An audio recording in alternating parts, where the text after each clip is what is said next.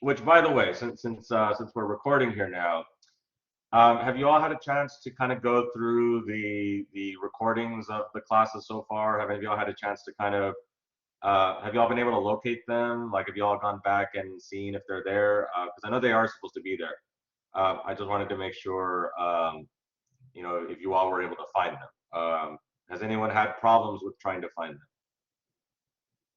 or have you all not really looked? Which is okay if you haven't looked. I know it's early this semester, but just note that if you ever want to go back to these recordings, you all are more than welcome to do so.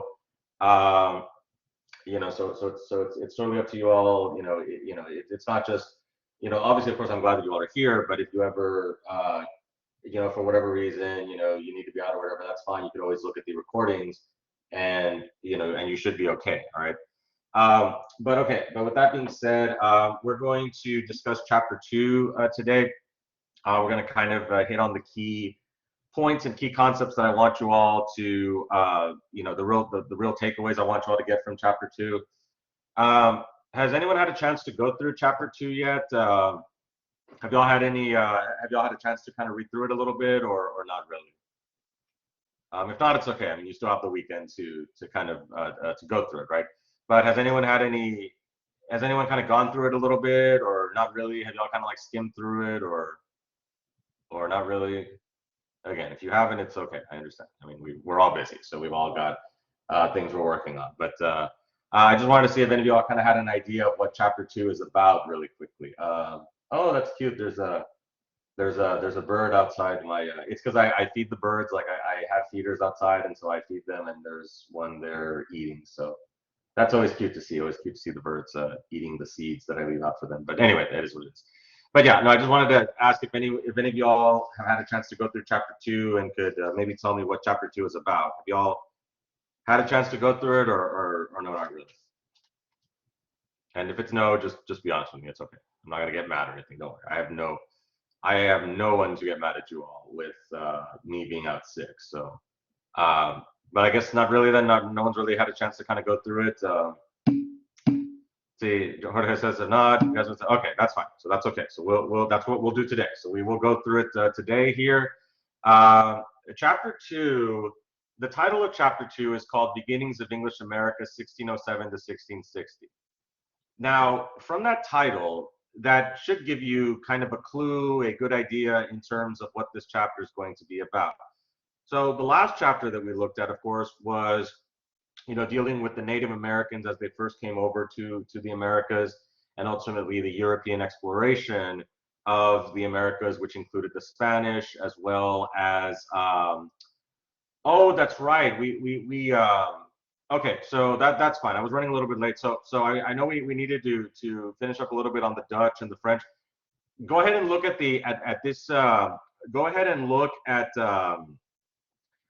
the recordings on Monday, because I do talk about that a little bit. Basically, what I want y'all the takeaway I want y'all to get from the French and the Dutch is that the French and the Dutch, especially the Dutch were more concerned about setting up trade outposts than conquering land like the Spanish were, and then ultimately the British would too. So the Dutch, they had New Amsterdam, right, which is modern day New York, because originally the area that is New York now was originally settled by the Dutch. So their main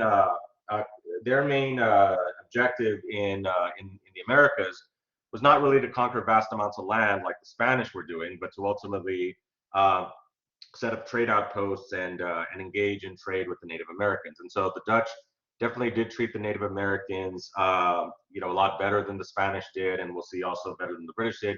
And so did the French as well. The French also engaged in trade negotiations with the Native Americans, and so the French, obviously, of course, in North America, the French lay claim to the Quebec area where the St. Lawrence River is up in Canada. So they claim Canada for France.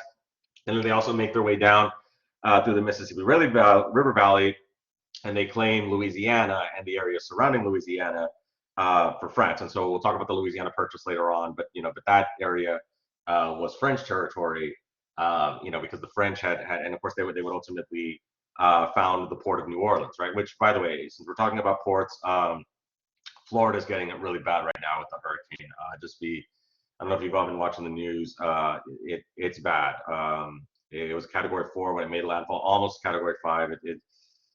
And unfortunately, that's the risk that we take by living along the coast. I mean, we don't get those types of hurricanes.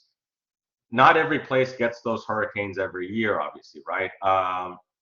But it seems like the last couple of years we've had one of those big hurricanes hit somewhere along the United States, right? You know, we had Ida that hit the New Orleans area. Of course, obviously they had Katrina before. Texas had Harvey a couple of years ago. So we all kind of get you know, those storms. You know, it's just kind of you know, it's just Florida's turn now. Unfortunately, they hadn't really gotten a major storm in a while. Michael went up a little bit in the northern part of Florida, but yeah, so it's just it's horrible. So I would not want to be there right now. But anyway, just you know, so just kind of, and we talked about, well, we'll talk a little bit about that later on, because that is, we do talk a little bit about you know, weather and how it plays into some of these historical events here. But anyway, so with that being said, that's the last thing I wanted y'all to the takeaways I wanted y'all to get when it came to the French and the Dutch in the Americas, particularly North America. So what we'll do now is we're going to go ahead and start with chapter 2. So let me go with the screen share here really quickly. Don't worry about all these other links I have, because I've also got another class that I teach. I'm going to have a meeting with them after this one.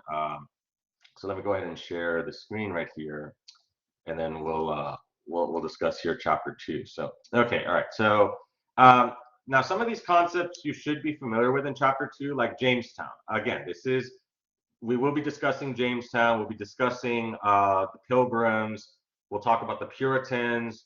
A lot of this stuff is, again, it's not new to you all. Now, of course, obviously, we're going to go a little bit more into detail on these concepts, probably more so than maybe what you've seen like in middle school or high school or things like that. But for sure, we're going to definitely discuss these, you know, these topics in greater detail here, right? So the main point that I want you all to get out of this chapter is I want you all to see how this North American continent, particularly the Eastern Seaboard, which is, you know, the beginnings of the modern day United States, which was ultimately claimed by the British.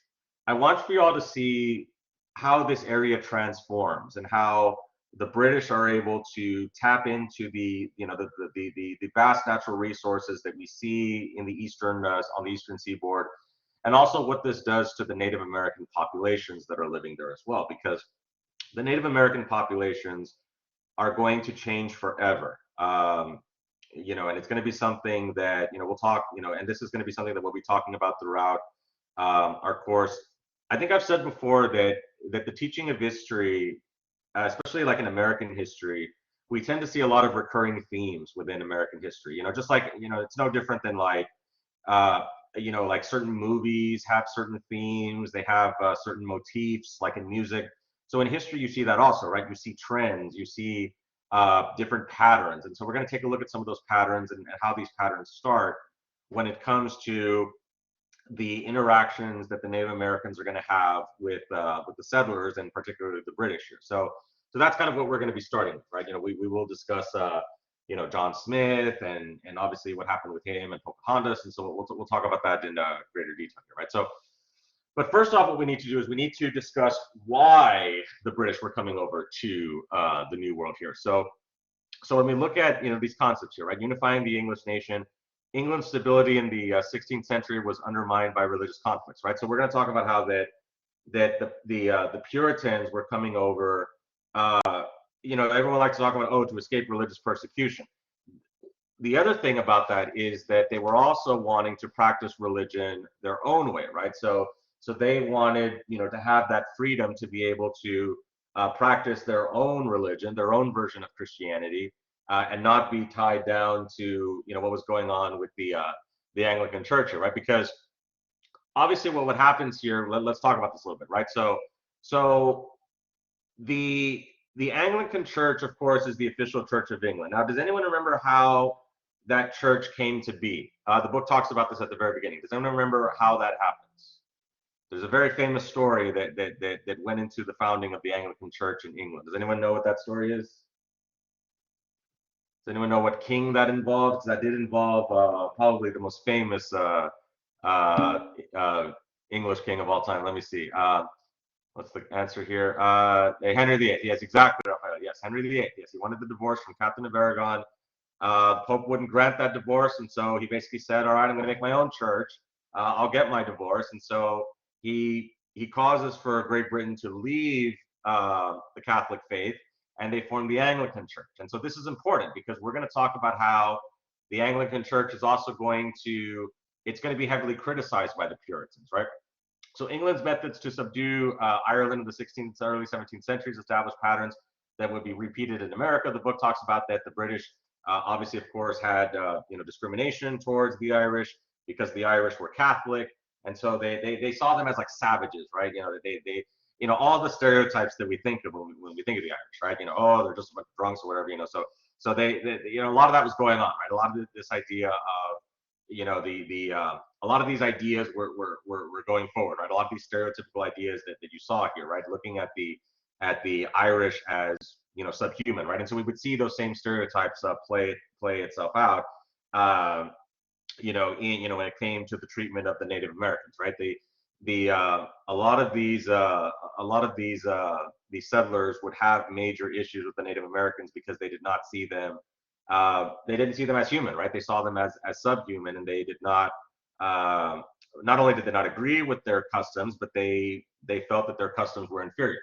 So then we start to see the beginning of charters being issued for the starting of colonies, right? Such as issued to Sir Humphrey Gilbert and Sir Walter Raleigh. Sir Walter Raleigh is he's the one that tends to be a little more famous because he was the one that was responsible for beginning the Roanoke colony, right? That's the famous colony that disappeared, where that they when they came in for reinforcements the next year, the colony had been abandoned, and so no one knows what happened to them. So there's a lot of mystery and intrigue for that. So it's kind of taken on like this legendary status, so to speak. And then spreading Protestantism, right? So anti-Catholicism had become deeply ingrained in English political culture, popular culture. A discourse concerning Western planning argued that settlement would strike a blow at England's most powerful Catholic enemy, which was Spain. So the British were trying to paint themselves as being better than the Spanish. Okay, we're more noble than the Spanish. The Spanish are over there, they're plundering, South America, taking all the resources, and they're treating the Native Americans horribly. We are better than that. We are not going to engage in the barbarism that the Catholics are engaging in, right? We're above that. And so national glory, profit, and a missionary zeal motivated the English crown to settle America with the goal of rivaling Spain and France. So now again, we have to remember that obviously, of course, this is propaganda, right? So obviously, of course, the British are also going to be guilty of engaging in a lot of those similar tactics, right? We're going to talk about how that the British forced off a lot of the Native Americans to continue moving westward. So we'll talk a little bit. We will talk about how even to the English, they felt that they were doing things rather nobly, but in reality, they had their own issues when it came to interacting with the Native Americans and with the land that was acquired from them. And I say acquired in quotations here. The social crisis. So a worsening economy and the enclosure movement led to an increase in the number of poor and to a social crisis. Unruly poor were encouraged to leave England for the New World because, what was happening here at the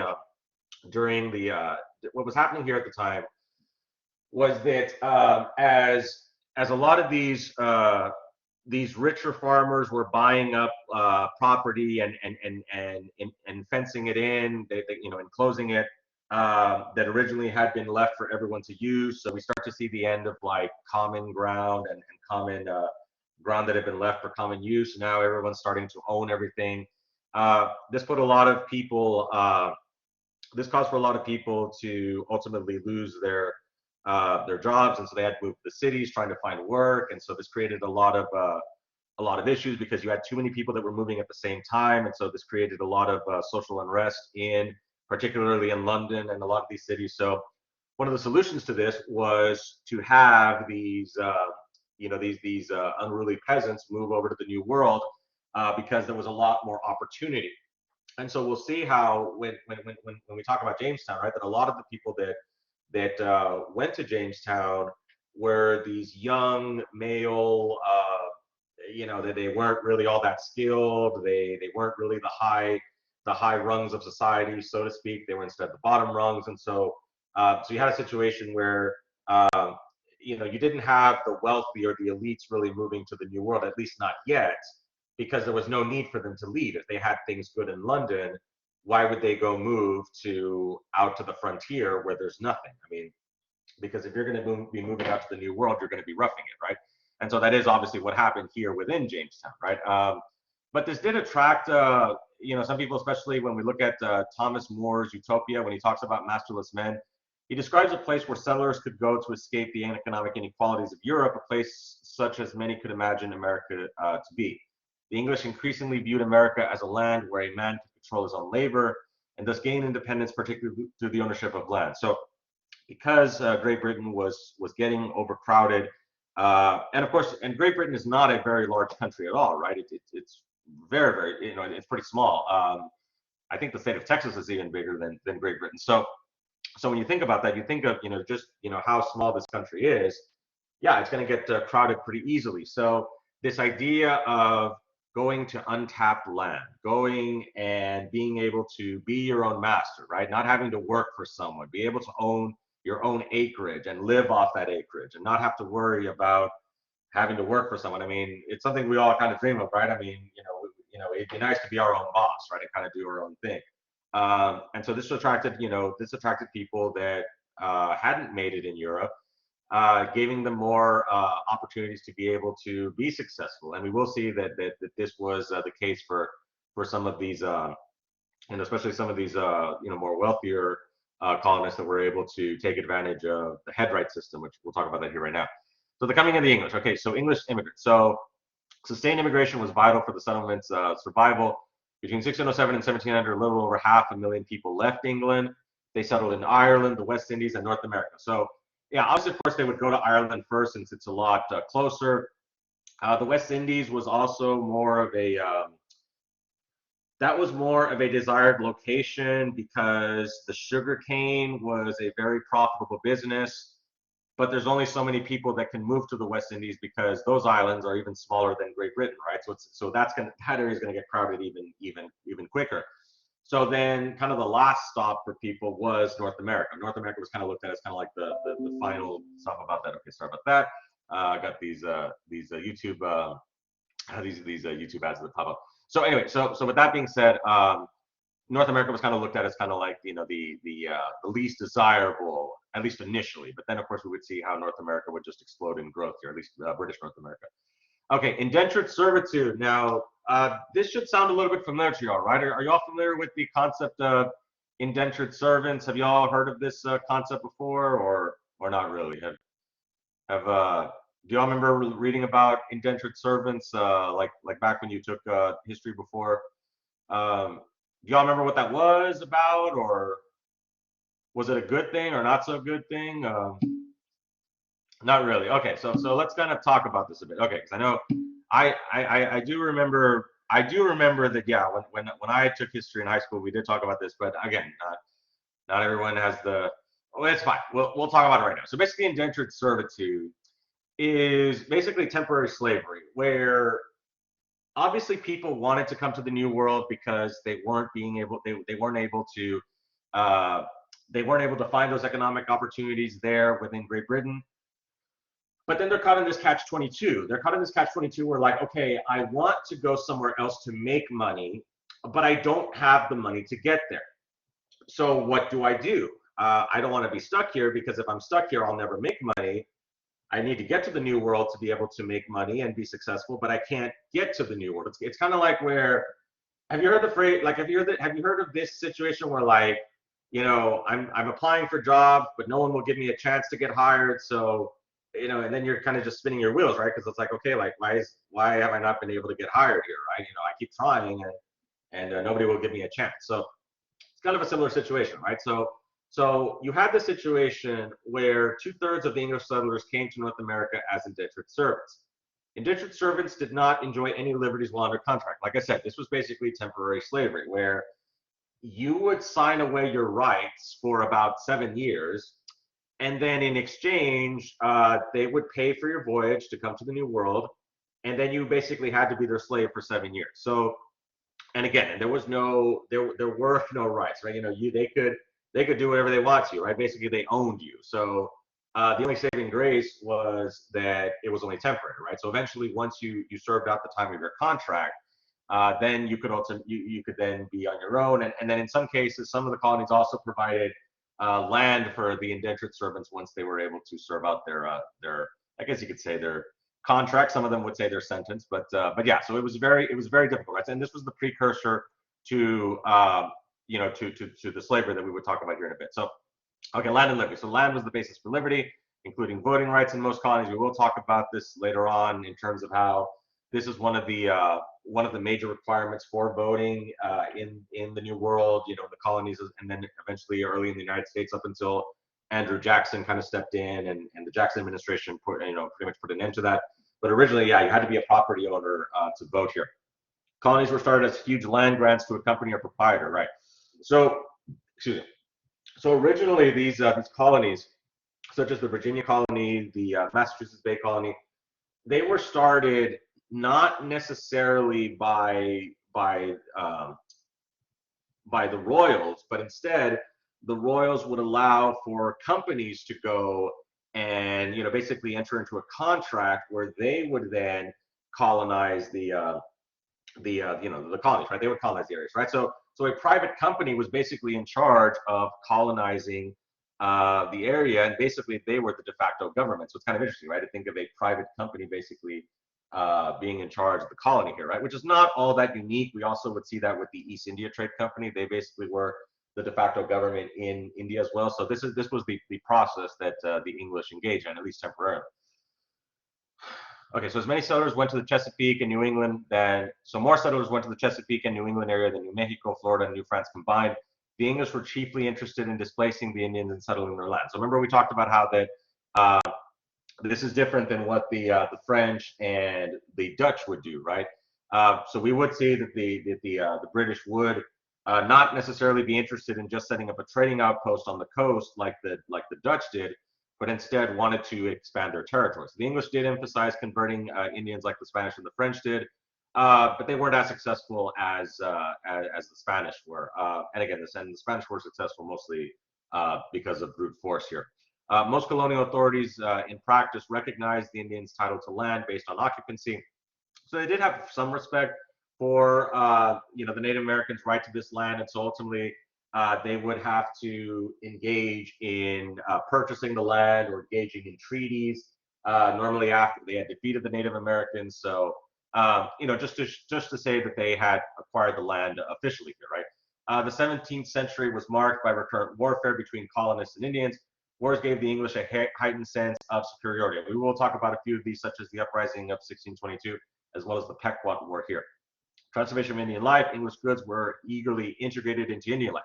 So originally, the Native Americans did not have problems with the Europeans, right? In fact, they saw them as mutually beneficial, right? Okay, so we'll engage in good trade negotiations and good trade policies with each other, right? So over time, those European goods changed Indian farming, hunting, and cooking practices. Basically, the Native Americans were able to trade for guns, trade for cooking utensils, and also knives to help them with their to help them with their cooking and their hunting. So it made life easier for the Native Americans. Exchanges with Europeans stimulated warfare between Indian tribes. So we also had situations where the Native Americans themselves, and we talked about this in chapter 1, right? We talked about how there's tons of Native American tribes all across North America. So not all these tribes agreed with what to do with the Europeans. Some of them wanted to remain friendly with them. Some of them felt that they didn't belong here, so they didn't want to have anything to do with them. So there was also disagreement amongst the Native American tribes as to how to handle the Europeans and then coming over. But yeah, so we'll talk about this here a bit. As the English sought to reshape Indian society and culture, their practices only undermined traditional Indian society. So we talked a little bit about this. Let me take a quick drink of water really quickly. Excuse me, give it a swallow.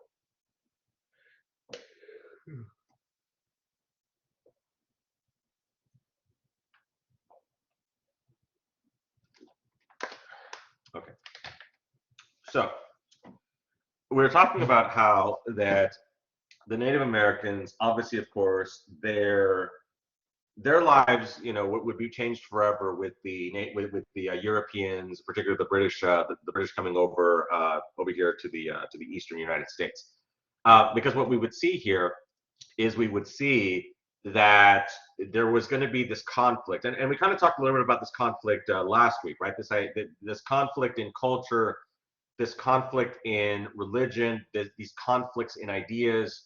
We see this take place here when it comes to the clashes that happen between British culture, British society, and the Native Americans. Um, the British did not see the Native Americans as, they saw them as savages. They saw them as, and this is something that you all have seen before, right? I mean, if you've seen some of these movies like Pocahontas, Dances with Wolves, this is a really recurring theme, right? Who's the actual savage here, right? It's a different interpretation, right? Both sides think, that each other is the funny looking savage or whatever, right? So the problem, though, is that one side wins out, right? And obviously, of course, the English win out, right? So their definition of savagery is what becomes the norm, because they're the winners of these conflicts, right? So then we also see that as they win more of these conflicts, the settlers fence in more land and introduce more crops and livestock, transforming the natural environment. So the Native Americans, of course, obviously they had very different ideas as to how the land should be treated, what should be done with the land. And this idea of land ownership was something that was very foreign to them. The Native Americans did not feel that the earth was something to be claimed, right? I mean, again, the Pocahontas song talks about this, right? So, and again, we're gonna talk about Pocahontas here in a bit, and again, I understand that a lot of that is historical fiction, but there's some things in there that I do like about it, and it tells the story, it tells the spirit of the story, I feel, in a decent way. So again, this whole idea of those differences, right? So regardless of the historical inaccuracies, look at the message that's going on, right? That's what when I judge a historical movie, like I've said before, I look at the messaging. Is that what we're trying to look at? I'm not really too concerned about historical accuracies, because as I've said before, if you want historical accuracies, go watch a documentary. But with that being said, so we see that, right? We see that as the British, as they start to assert their dominance over the Native Americans, their ideas about the world, their ideas about what to do with land and property and farming, they end up taking over, right? So they introduce crops, and then they also bring their livestock, and that causes problems where the book talks about that the livestock tramples on the Native American cornfields. It also talks about how that the chopping down of the trees also impacts the natural habitat of some of the animals that the Native Americans were hunting. The trapping of beavers for money also caused a depletion of the beaver population. So it had all these effects that changed the environment pretty much forever.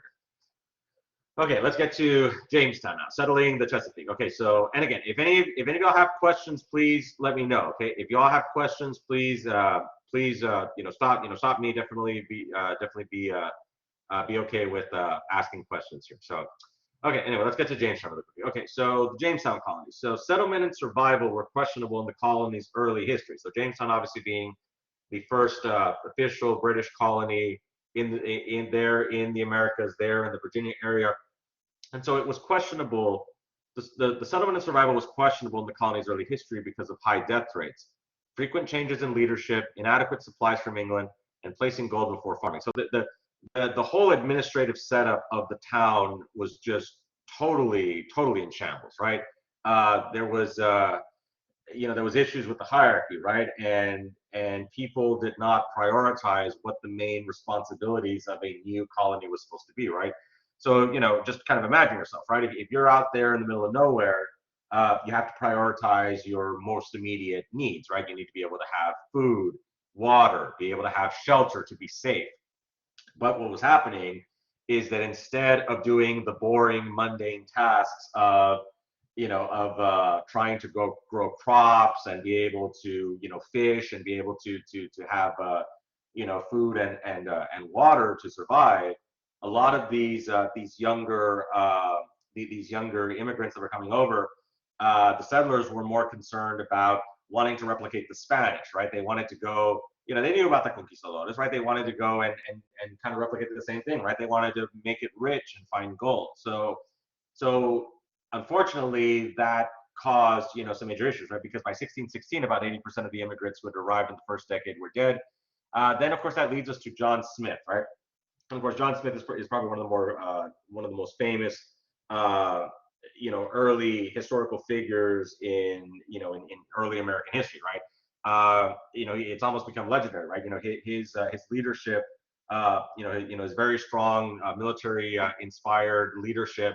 The book talks about how he famously said, those who will not work shall not eat. So he had to band the colony together and force them to engage in those very vital and important tasks to ensure their survival.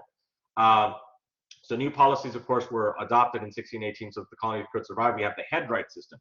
Now, the headright system is really important, right? Because this was an incentive for the settlers to bring in more colonists, right? So the higher number of settlers you brought over, the more land you could get, right? So this allowed for people that it allowed for people that had some money and some resources in England to pay for people to be brought over, and ultimately that payment would be returned with land grants. So this was a way that a lot of these early colonists were able to really get rich, with being able to capitalize on this vast amount of land here. A charter of grants and liberties provided an elected assembly, the House of Burgesses, which was the first elected assembly in British America here, which first met in 1619. So the first, basically like their first version of a legislature, right? Their first version of Congress here. And then the first blocks arrived in 1619, the first hint of slavery in the colony. So this is where we start to see the introduction of the imported African slaves being brought over to engage in those activities. So that's why whenever I teach history or government, and we discuss the issue of slavery, I always point out that slavery did not start with the Civil War. Everybody thinks of when we mention slavery, people always think of the Civil War first, but in reality, that was the turning point, right? The culmination point. That was where the nation finally had to decide one way or another. And we will get to that towards the end of the class, but the nation had to decide one way or another what they were going to do about the slavery issue. They couldn't compromise anymore. But this is where we start to see the beginnings of slavery here. And let me also mention really quickly that the need for slavery was because this was during the time when the indentured servants were starting to, we weren't really having indentured servants anymore. All the former indentured servants had been able to gain their own land. And so now, since everyone was a landowner, there was no one that could be hired to go and work in the fields, right? So they had to bring in the slaves, unfortunately. Okay, so let's get to, let's get to Powhatan and Pocahontas. So Powhatan, the leader of 30 tribes near Jamestown, eagerly traded with the English, right? So he was the leader of the Native Americans there at the time. So English-Indian relations were mostly peaceful early on. Smith tried to maintain the peace, but his return to England in 1610 brought tension and sporadic conflict between the two groups. After Pocahontas was captured by the English, she married John Rolfe in 1614, symbolizing Anglo-Indian harmony. So yeah, so obviously, of course, Pocahontas, very interesting story in terms of her, what happened with her saving, John Smith and acting as an intermediary between the English and the Native Americans here. And the book also talks about that when she went over to England after having married John Rolfe, that she was, she appeared before the British royalty, and they were very inquisitive and wanting to learn more about, her people and their way of life, in the Americas, right? So again, and I've seen the Pocahontas movies, and they're pretty good. Again, I get the idea behind it, right? It definitely is not historically accurate, but I do get the spirit of the story that Disney was trying to tell with it, right? But okay, so let's go to the uprising of 1622, because this is where trouble really comes ahead here, right? So once the English decided on a permanent colony instead of merely a trading post, conflict was inevitable, right? So once the Native Americans realized that the English are not going away, and not only are they not going away, they're going to be moving further west. They're not just staying on the coast. They are looking to take this land over. So with that, we had Opechancanough, brother of Powhatan. I know I butchered that. led an attack on Virginia settlers in 1622. So the English forced the, so what happened here was that the Native Americans, they attacked the settlers, trying to wipe them out. Kind of similar to what we saw with the Pueblo Revolt. Trying to ensure that that was back when the Native Americans there in New Mexico tried to kick the Spanish out. So the Native Americans here also tried to do something similar, right? Where they tried to see if they could get the British to leave here. So the English forced the Indians to recognize their subordination to the government at Jamestown and move them onto reservations. So the book talks about the governor of Jamestown basically a took that as not just an offense, obviously, but a way to nullify the Native Americans' claim to that land, because they were making the argument that, hey, the governor was making the argument that, hey, so the Native Americans attacked us. Uh, they have already, ceded their land. They've given that up because they have resorted to violence. So now we're going to go and, move forward and take their land and force them, further west, right onto these reservations. So that's ultimately what happened with the uprising of 1622. And then the Virginia Company surrendered its charter to the crown in 1624. So now the British royalty was basically now in charge of the colonies here, right? And it was no longer these private companies. Now, what kickstarts Virginia as being a prized colony of Great Britain is tobacco. So tobacco was considered Virginia's gold, and its production reached 30 million pounds by the 1680s. So the book talks about how that originally, like, the monarchy was not pleased with this because they looked at tobacco as kind of like dirty and not something that people should be proud of when it comes to like the smoking habit. So it wasn't really, there was still a lot of taboo when it came to smoking, right? But ultimately, of course, in a capitalistic society, money talks, right? So ultimately, the British royalty was able to see how much money they were able to generate by selling the tobacco, not just within the colonies, but also on the world market. And so, look, 30 million pounds right here, right? So that's a lot of production there. So obviously, they might not have liked it internally, but they definitely liked the money that was coming in. So the expansion of tobacco production led to an increased demand for field labor, which ultimately culminated in the importation of slaves, like we talked about. So women in the family, Virginia society lacked a stable family life because, like I mentioned, most of the settlers that were coming over were these younger males. Not too many females came over, so there wasn't really too many families. Social conditions opened the door to roles women rarely assumed in England, so such as the ability to also purchase land, if they were not married here. Okay, let's go to the Maryland experiment, because I know we're already running a little bit out of time. I want to see if we can kind of get through this here. If we don't finish today, that's fine, because like I said, you all definitely could look at the recordings here, but let's try to see if we can do what we can here. So let's talk about the Puritans here and the Pilgrims a bit, right? So I'm sorry, we needed to talk about Maryland. Sorry. So we have to look at Celia's Calvert, right? So Maryland was set up basically as Calvert. He basically wanted to replicate a feudal system where basically he controlled everything. He was basically the ruler. And they did have a elected legislative body, but basically he could veto and go against anything that they decided. So he envisioned Maryland as a refuge for persecuted Catholics. Now, we talked a little while ago about what's going on in England at the time, right? The Anglican Church is gaining momentum, gaining steam there. The Catholics are being persecuted, right? They're basically being there's a lot of bad blood between the Anglicans and the Catholics, and so Catholics that had once been, they had once been the only and pretty much dominant religion in, I guess the dominant religion. They had been the dominant religion in Great Britain. They were being replaced by the Anglicans. So there was a lot of animosity towards the Catholics. So Calvert envisioned having the Catholics having this a safe haven.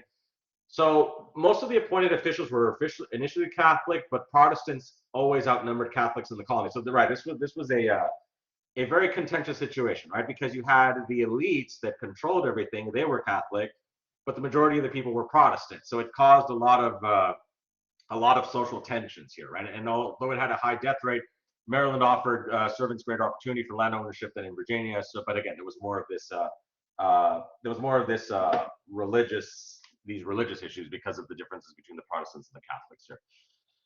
Okay, now let's get to the Puritans here. Okay, so the Puritans, the New England way. So the rise of Puritanism. So Puritanism emerged from the Protestant Reformation in England. So the Puritans believed that the Church of England retained too many elements of Catholicism. Basically, what this means here is that the word Puritan means, to purify, right? It was a pejorative term that was labeled, that was given to these people because a lot of the people thought that, oh, those Puritans, they're being too literal with the Bible. They're being too pure. They're just a bunch of purists, right? They don't want to have fun or whatever, right? So the Puritans did not agree with the interpretation of Christianity that was going on within the Anglican Church, or also known as the Church of England. They felt that the Church of England was too similar to Catholics because the Church of England also have bishops. They have a lot of those same traditions. It's very much like Catholicism, and so the Puritans felt that no, that they didn't agree with that with the Anglican Church because of all of that stuff, right? They ascribed more to this idea of that it shouldn't be the Pope deciding everything about Christianity, but instead it should be the congregations. Puritans considered religious belief a complex and demanding matter, and urging believers to seek the truth by reading the Bible and listening to sermons. Right. So the Puritans they wanted to go about Christianity a different way. They wanted a more uh, and again, and this also goes into the, and we'll talk about this idea a little bit later, this idea of centralized control versus local control. The Puritans definitely believed in local control more. They didn't like that, the church in England all the way on the other side of the Atlantic was basically telling them what to do, right? They wanted for local congregations and local ministers that would select the local, the locals would select the minister. They wanted for that local control to ultimately decide how the church would operate, right? Puritans also followed the teachings of John Calvin, which he talked about Calvinism. He talked about the idea of predetermination. So God predetermined who was saved and who was damned, right? So the Puritans felt that they needed to, excuse me, the Puritans felt that they needed to engage in, as much, as much, purity and as possible, so that they would be saved here. So okay, so let's kind of let's see, because I kind of want to. We have about 12 minutes left, so I want to see if we can hit on some of these really important things here. Yeah, let's see if we can kind of skip over a little bit some of this. So again, let's really talk about the Pilgrims really quickly. So the Pilgrims sailed in 1620 to Cape Cod aboard the Mayflower. Obviously, of course, this is a story that you all are very familiar with. Before going ashore, the adult men signed the Mayflower Compact, the first written frame of government in what is now the United States. The interesting thing about the Mayflower Compact is not only is it the first written form of government within our current United States, but it also allowed for people who would not normally have been involved within the political process, such as your more common people like printers, carpenters, and even indentured servants. They were also among those who signed their names here, right? This was over 200 years before most working class men were allowed to vote in Great Britain. Because remember we talked about that the notion was that you had to own property. Voting was looked at as something as a privilege, not a right for people. It was left up to the elites to be able to engage in government. So having your more commoners, your everyday workers being involved in constructing this document is something that is very noteworthy here. Pilgrims settled first in an abandoned Indian village, and as many tribes have been decimated by European diseases introduced by traders. So unfortunately, the Native Americans had already been wiped out in that area. Squanto, of course, provided much valuable help to the Pilgrims, and the first Thanksgiving in America was celebrated in 1621. Which, by the way, I love Thanksgiving. It's always a nice opportunity to have family over, eat good meals, and unfortunately watch the Cowboys lose because they always lose on Thanksgiving, unfortunately. But with that being said, obviously, of course, the tradition of Thanksgiving is very important, where the Native Americans and the Pilgrims were able to come together and be able to celebrate in this harvest feast, and ultimately celebrate their survival, right? That both groups were able to survive, and and through their mutual through that mutual work that they were able to survive the harsh winter from the year before here. Okay, so again, just know about the Great Migration that we had. This again was chartered by the London merchants wanting to further the Puritan cause and turn a profit from trade with the Indians. This is the Massachusetts Bay Company here. So again, another one of these land companies that, and again, you also have to remember that because these are private companies, they are looking to make a profit here, right? They are looking to make this land endeavor very profitable, which in many cases they weren't profitable, but in their minds they felt that it would be, right? So New England settlement was very different from settlement in the Chesapeake colonies. New England had a more equal balance of men and women, so you had more families coming over to New England. New England enjoyed a healthier climate, and New England had more families. Now, the Puritan family, do keep this in mind that obviously, of course, because the Puritans are, they call themselves Congregationalists or fundamentalists is another word. Again, I'm not an expert when it comes to theology, but I've read up on this a little bit. I know a little bit about Christian faith here. Basically, the idea is that because they look at the Bible as being infallible and they interpret it they interpret it literally here.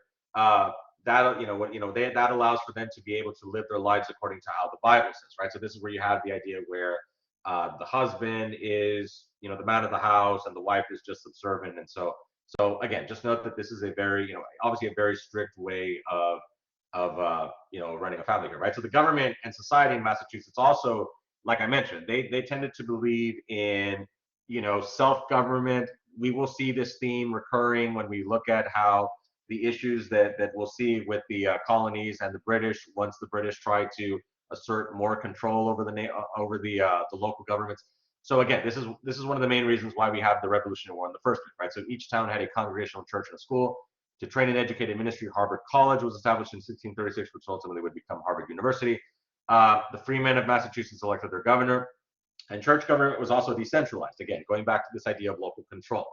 Full church membership was required to vote in colony-wide elections, and the church and colonial government were intricately linked. So remember, there was no separation of church and state at this time. So do keep that in mind that eventually we will see that change. But back then, the church and the government were pretty much it talks about here that the ministers could not hold office in Massachusetts, but again they were all interconnected. They all basically were in cahoots with each other, and they basically were the ministers were heavily involved in governmental decisions. Let's talk about Roger Williams and Anne Hutchinson really quickly. So Roger Williams was he was a young minister, and he was banished from Massachusetts because he believed in the radical idea, at least at the time. He preached that any citizen ought to be free to practice whatever form of religion he chose. So this is interesting about the Puritans here. This is a criticism that has been levied on the Puritans. So the Puritans wanted the religious freedom to be able to practice religion as they saw fit. And so they wanted to leave England because of their inability, at least in their minds, to be able to, practice their religion. But then they wouldn't extend that same courtesy to other groups, right? So they were not. So they wanted religious tolerance for themselves, but they would also not afford religious tolerance to other people. And so Roger Williams felt that we should separate church and state, right? That the church should not be involved in governmental affairs, right? So he was definitely a pioneer when it came to this idea of separation of church and state that we would see later on with the framers of the Constitution. So ultimately, his radical ideas got him banished, and he established Rhode Island. And Rhode Island was a beacon of religious freedom and democratic government, right? So other spinoffs from Massachusetts included New Haven and Hartford, which would eventually become Connecticut, right? Then we have the trial of Anne Hutchinson. So Anne Hutchinson, she was put on trial because she was making the argument that she was acting no different than the way the male ministers were. So she was a well-educated, articulate woman who charged that nearly all the ministers in Massachusetts were guilty of faulty preaching, so she was criticizing them. Puritans in Massachusetts found the idea of religious pluralism troubling, and Hutchinson was placed on trial in 1637 for sedition. Authorities charged her with antinomianism, putting one's own judgment or faith above human law and church teachings.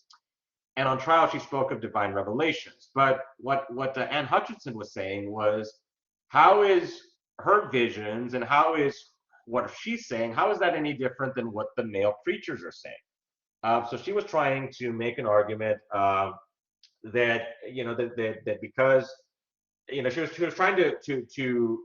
trying to highlight the hypocrisy, right? That because she was making the argument that because she wasn't a minister, that her visions were not valid, compared to these other ministers, right? So that was the argument that she was making in a nutshell. So she and her followers were banished, and she died in what is now New York. And as seen with Williams and Hutchinson, Puritan New England was a place of religious intolerance, right, where they did not tolerate different religious views here, right? So the Puritans and Indians, really quickly, so the colonial leaders had differing opinions about the English right to claim land. To New England leaders, the Indians represented both savagery and temptation. They even the Connecticut General Court even set a penalty for anyone who wanted to go live with the Indians, because they felt that was against God's will, right? To go live a life of hedonism and go engage in lust and earthly desires, right? That's not the way we're, us Christians are supposed to be, right? We're supposed to be above that, right? So they didn't want for their for their congregation to go and engage in that type of hedonism, right? At least the way they saw it, right? So the Puritans made no real attempt to convert the Indians in the first 2 decades. And then we get to the Pequot War. So the Pequot War was, as the population grew, conflict with the Indians became unavoidable, and the turning point came when a fur trader was killed by the Pequots. So ultimately, the Pequot War is interesting because the book talks about the savagery that happened, right? The colonists basically wiped out the entire Pequot tribe.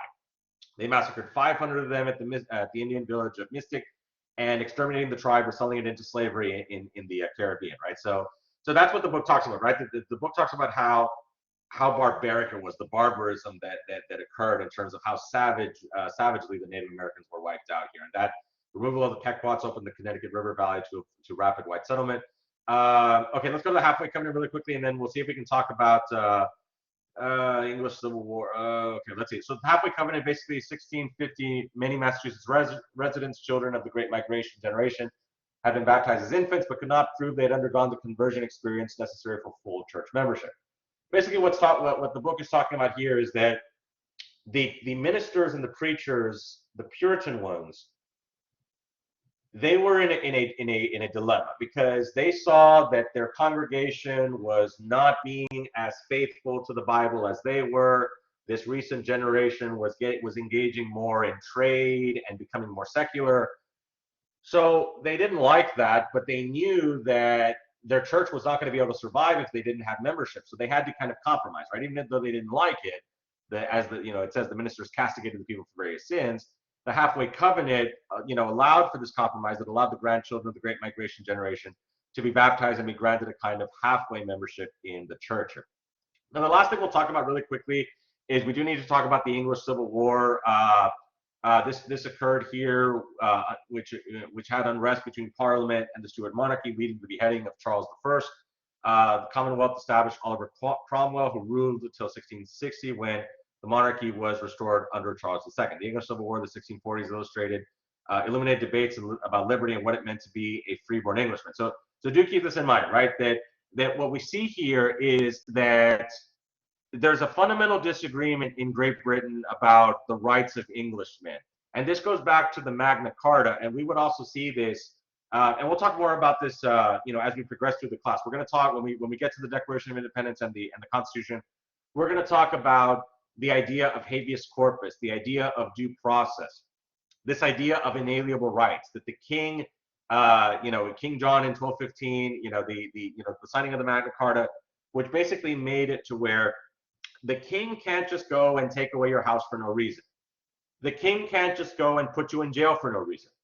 There has to be a just cause. There has to be the government, the king, the government, they have to prove why you deserve to be in jail. You have that right to a trial by jury, right? It shouldn't just be a judge, locking you up and throwing away the key, right? You have to have your day in court. And so we're going to talk about this. We're going to talk about how all this, starts to really influence the Americans and how it ultimately gets for them to start thinking about their own independence once we see disagreements between, the British monarchy and themselves, right? So again, so that's pretty much everything that we need to cover for today here. So, okay, so sorry that we kind of, like I said, that we started off a little bit later here, but thank you all so much. Thank you all for staying till the end. Does anyone have any questions or comments or concerns before we end for today? Anything else that y'all would like to add? I hope this made things a little bit more sense in terms of chapter 2 and kind of what we're looking at, because as you saw here, most of this dealt with English Native American relations, as well as the different groups like the Puritans and how and their way of life. So next chapter, we'll go a little bit more detail into some of these other colonies here. Like we'll talk about the Quakers and Pennsylvania here. We'll talk about that next week. So, okay, anyway, so all right, so sounds good, everyone. Take care, be safe, and I'll see you all next week. Okay, thank you all so much. And again, if you all want to take a look at the recordings, you're more than welcome to do so. So thank you, everyone. Thank you so much. Take care.